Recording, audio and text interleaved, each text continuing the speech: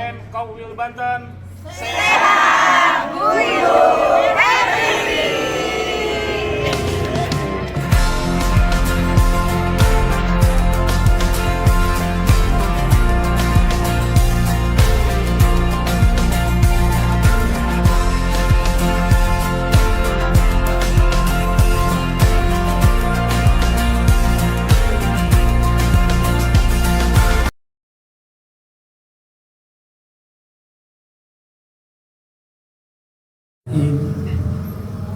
Assalamualaikum warahmatullahi wabarakatuh. Waalaikumsalam warahmatullahi wabarakatuh. Alhamdulillahirabbil alamin, hadana li hadza wa ma kunna linahtadiya laula an hadanallah. Asyhadu an la ilaha illallah wahdahu la syarika lah wa asyhadu anna sayyidana wa nabiyyana Muhammadan abduhu wa rasuluh. La nabiyya ba'dah. Allahumma salli wa sallim ala sayyidina Muhammad wa ala alihi wa sahbihi wa mawala. Yang saya hormati Pak Bing yang selaku Ketua PPJN, kemudian Pak Surji selaku Ahlul Bait. Terima kasih yang sudah menyiapkan 7 hari 7 malam nih kegiatan ini. Kemudian wabil khusus Ketua kita Pak Yuni Al-Harun, alhamdulillah dapat hadir Pak. Kemudian Bapak Ibu yang Allah berikan rahmat dan keberkahan hingga dapat hadir di acara yang baik ini. Pertama-tama Bapak Ibu, rasanya pengajian terakhir waktu di rumah Pak Bing itu ya, ada Pak Sulit masih ikut hadir ya. Pertama ya. Tapi hari ini beliau sudah tidak bersama kita. Sebelumnya mari kita bersama-sama membacakan surah Al-Fatihah buat beliau ya. Mudah-mudahan dari alam kuburnya beliau mengetahui bahwa kita masih tetap berkumpul bersama, kemudian berdoa buat beliau. Bismillahirrahmanirrahim. Ila hadratin Nabi Mustafa Taha Rasulullah Muhammad sallallahu alaihi wasallam wa ala alihi wa sahbihi wa dzurriyyatihi wa ali baitihi wa li jami'il muslimin wal muslimat wal mu'minin wal mu'minat, khususan ila akhuna Pak Suid bihadihin niyah wa amalan salihah. Al-Fatihah. Bismillahirrahmanirrahim.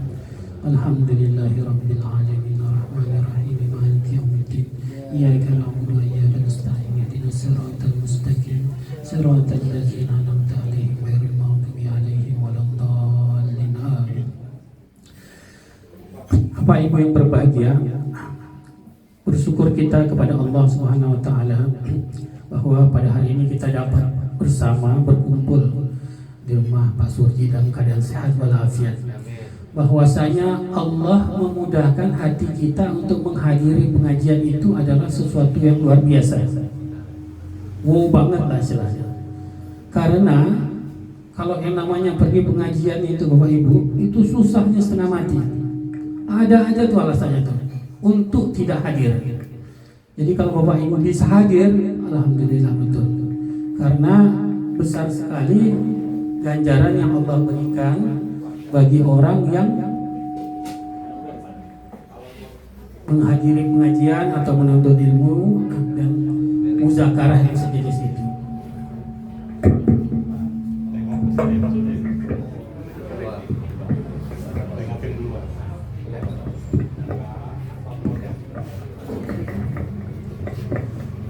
Kemudian jangan lupa yang kedua, kita selalu mengajak kepada teman-teman kita ya.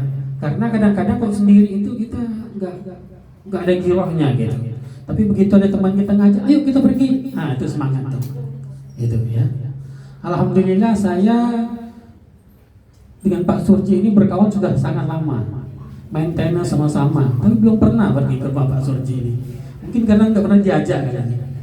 Nah, alhamdulillah kemarin dikasih tahu Bu Emma, ini kita di rumah Pak Surji ini sekalian kita jalan-jalan Pak katanya. Ya, saya ikut. Ya. Saya ikut ya. Padahal saya masih di Kalimantan. Jadi kemarin saya pulang, alhamdulillah bisa hadir pada hari ini ya. Meskipun sampai tadi pagi itu saya masih wah bisa hadir nggak nih gitu, karena agak kurang sehat juga. Tapi Allah berikan kekuatan dan kesehatan sehingga bisa hadir untuk bersama-sama Bapak Ibu sekalian. Pada kesempatan yang berbahagia ini, saya mungkin melengkapi saja dari yang disampaikan Pak Faisal, ya, karena sudah cukup banyak juga. Tadi kita membahas tentang mati, ya. Bapak Ibu, bahwasanya memang ini usia kita ini usia kritis, gitu. Tetapi alhamdulillah Allah masih memberikan waktu kepada kita. Tentu kita kan bertanya-tanya juga nih, apa sih maksud Allah memberikan kepada kita usia sampai hari ini, gitu. Sementara teman-teman kita yang lain sudah pada kembali kepada Allah, tapi kita masih dikasih waktu. Nah, itu harus kita renungkan betul dan kita manfaatkan betul. Apa sih maksud Allah masih memberikan waktu kepada kita?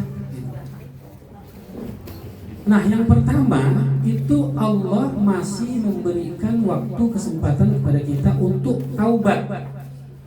Ya kan? Ngapain kita dikasih umur panjang-panjang gak sempat taubat? Itu yang pertama. Yang kedua, Allah masih ngasih kepada kita kesempatan untuk amal ibadah. Gitu. Ya kan? Kalau kita pikir-pikir, apa sih maksud Allah memberikan kepada kita waktu usia? Apa buat jalan-jalan? Apa buat main-main? Bukan. Untuk amal ibadah.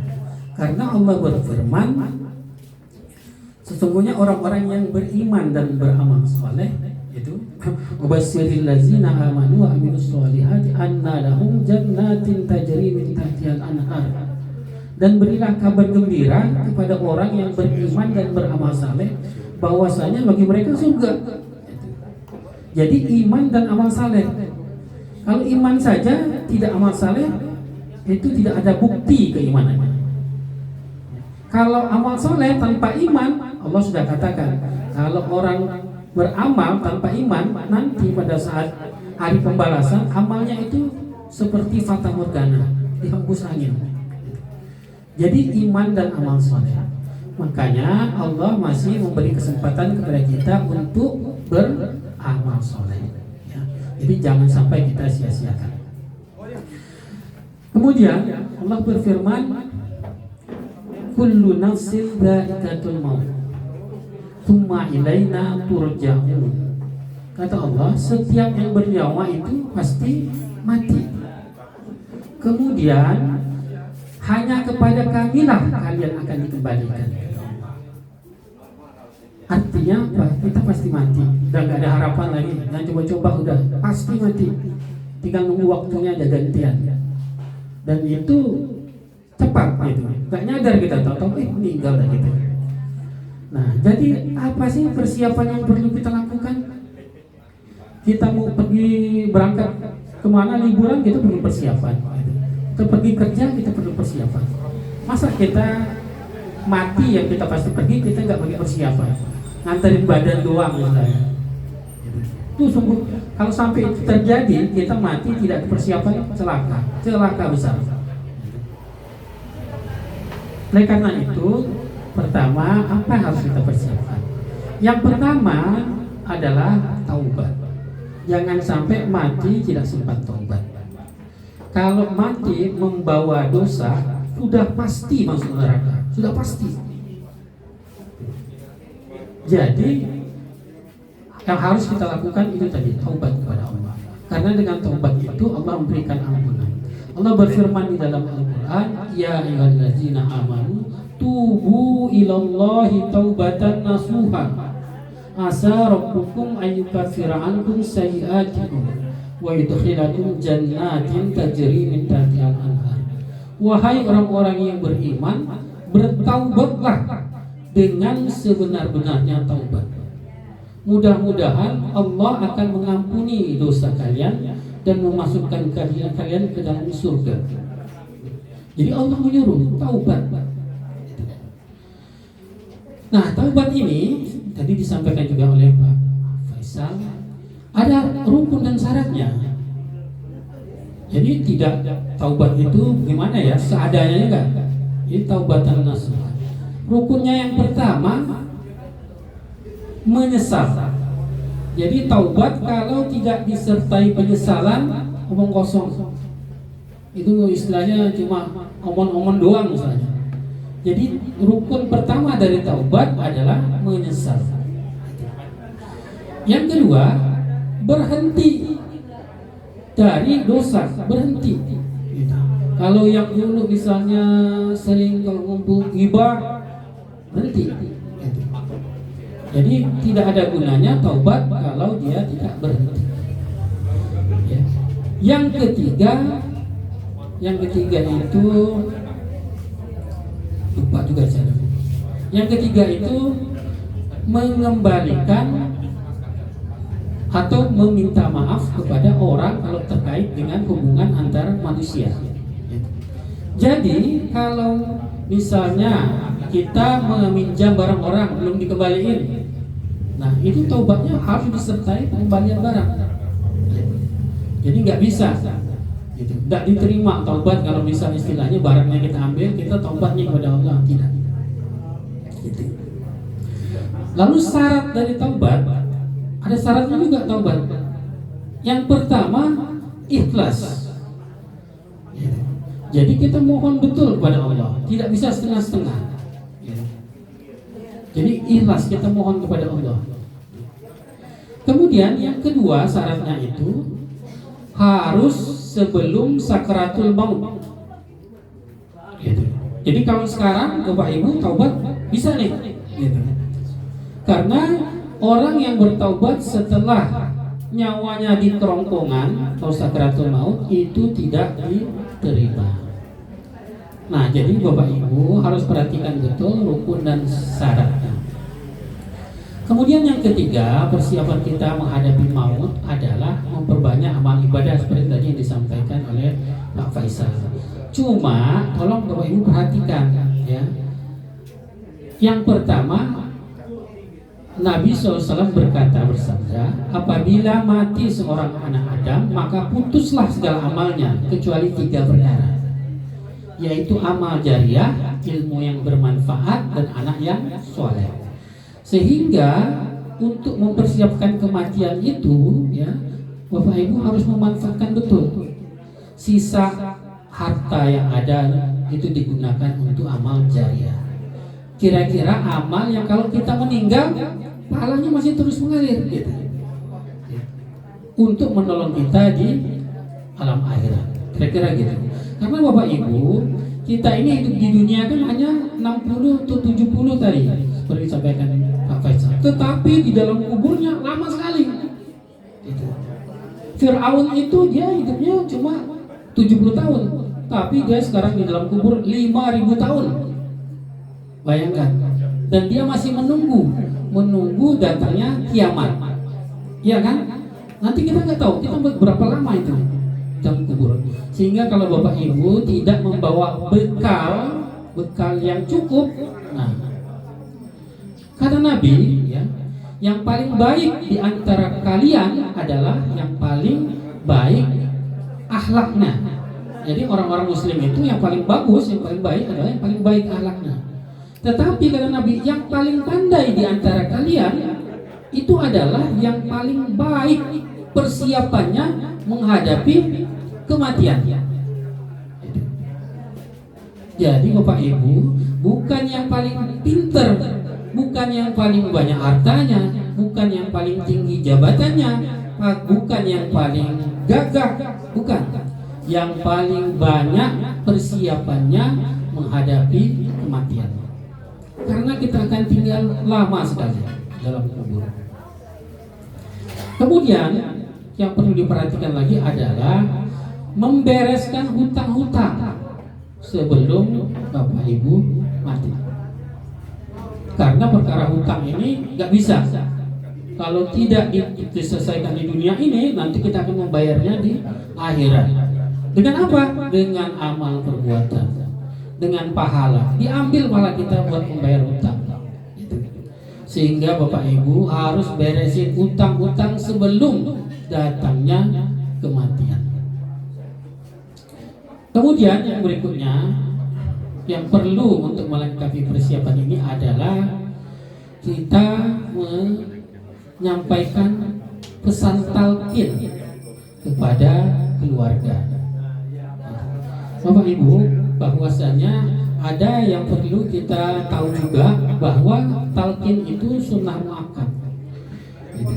Itu talqin itu kita memberitahu atau mengajarkan kepada orang yang mau meninggal. Nah, itu pesan kepada anak, pesan kepada istri, ya. Tolong kalau saya mau meninggal, talqin. Karena Bapak Ibu, orang mau meninggal itu sakaratul maut itu dia berada di dalam keadaan yang luar biasa. Artinya dia berada yang antara hidup dan mati, dia nggak ingat lagi. Dipanggil pun dia nggak bisa itu. Pada saat sakaratul maut itu. Sama kalau Bapak Ibu pernah kecelakaan nggak? Cegar, itu nggak ingat tuh. Tahu-tahu udah terjadi, udah terbaring di rumah sakit gitu, baru nyadar. Nah, talqin ini kita mencoba mengingatkan kembali, ya, keluarga kita, orang tua kita, anak kita, istri kita, suami kita, agar dia itu membaca la ilaha illallah pada saat terakhir kematiannya. Karena Nabi bersabda, barang siapa yang terakhir ucapannya sebelum meninggal dunia adalah la ilaha illallah, maka dia masuk surga. Rasulullah berkata demikian. Jadi apabila kita mengucapkan la ilaha illallah menjelang kematian kita, maka kita masuk surga. Itulah yang tadi dikatakan husnul khotimah. Jadi pada saat kita meninggal atau siapapun dia mengucapkan la ilaha illallah. Tapi kita sering menanya, kalau itu enak dong. Nanti kira-kirain aja waktu meninggal ucap la ilaha illallah, gitu kan? Nah, tapi jangan dikira mudah, karena yang bisa seperti itu hanya orang yang mendapat rahmat Allah Subhanahu wa taala. Gitu. Makanya kalau kita lihat di dalam tarekat-tarekatnya, dia itu mengucapkan misalnya zikirnya la ilaha illallah sampai 1000 kali. Maksudnya apa? Maksudnya dia melatih lidahnya itu, kalau nanti mau meninggal tidak kaku, mudah. Ketika dibisikkan oleh orang, ya, ingat Pak, ucapkan la ilaha illallah, dia ingat la ilaha illallah. Jadi jangan harap kita bisa mengucapkan la ilaha illallah misalnya kalau kita jarang atau tidak terbiasa berzikir atau sholat dan sebagainya. Itu pentingnya Allah menyuruh kita untuk berzikir, mengucap la ilaha illallah. Saya rasa itu mungkin tambahan dari saya, ya, dalam rangka kita mempersiapkan kematian kita yang yakinlah tidak akan lama lagi. Ya, tidak akan lama lagi. Aku yakin tidak akan lama lagi. Tinggal gantian aja. Terserah nanti apa mau duluan Pak Surya atau duluan saya gitu. Tapi insya Allah sekali lagi ya, bahwa dengan pengetahuan yang kita selalu diingatkan, mungkin kita lupa, kita udah tahu tapi kita lupa gitu ya. Kita ingat kembali, kita dapat mempersiapkan diri kita. Nah, mudah-mudahan apa yang sedikit ini dari saya dapat bermanfaat bagi kita semua. Akhirul kalam, saya ucapkan terima kasih Bapak Ibu sekalian. Billahi taufiq wal hidayah. Wassalamualaikum warahmatullahi wabarakatuh. Waalaikumsalam.